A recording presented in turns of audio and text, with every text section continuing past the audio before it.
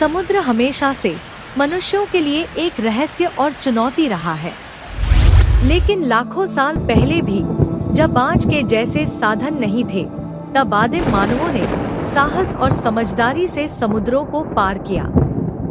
आइए जानें कि कैसे शुरुआती इंसानों ने नाव चलाना सीखा, किस प्रकार उन्होंने समुद्रों पर विजय प्राप्त की और इन समुद्री यात्राओं ने मानव सभ्यता को कैसे आकार दिया।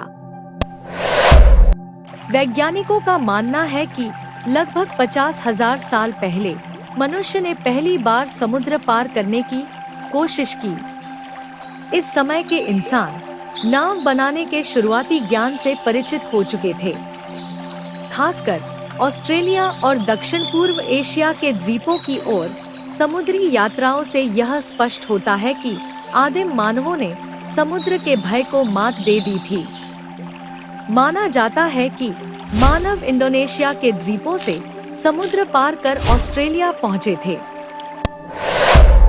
शुरुआती नावें बहुत साधारण थीं।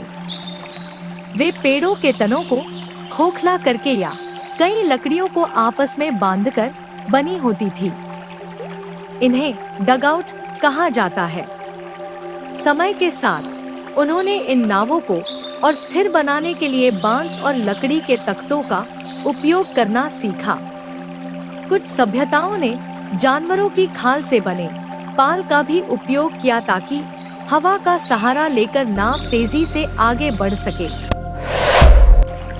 बिना आधुनिक उपकरणों के समुद्र में रास्ता ढूंढना एक बड़ी चुनौती थी। लेकिन इंसानों ने प्रकृति के संकेतों का गहरा अध्ययन किया था।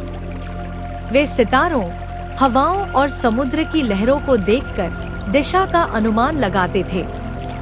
उदाहरण के लिए, अगर हवा पूर्व से आ रही है तो नाविक जानते थे कि उन्हें पश्चिम की ओर जाना है।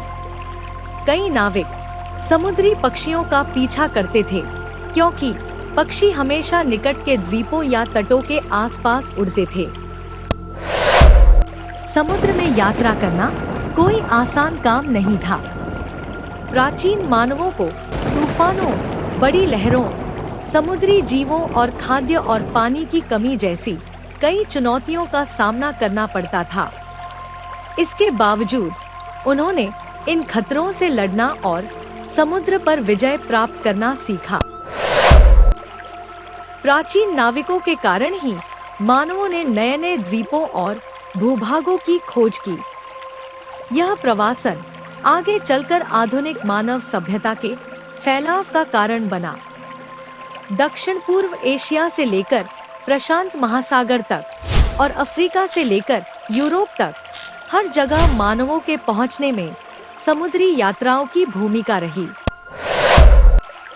प्राचीन मानवों का समुद्रों पर विजय प्राप्त करना मानव इतिहास का एक महत्वपूर्ण अध्याय है। यह दिखाता है कि कैसे साहस, ज्ञान और खोज की भावना ने उन्हें न केवल धरती पर बल्कि समुद्रों पर भी विजय दिलाई। इस विजय ने उन्हें नई सभ्यताओं और संसाधनों तक पहुंचाया और उन्हें विश्व के विभिन्न हिस्सों से जोड़ दिया।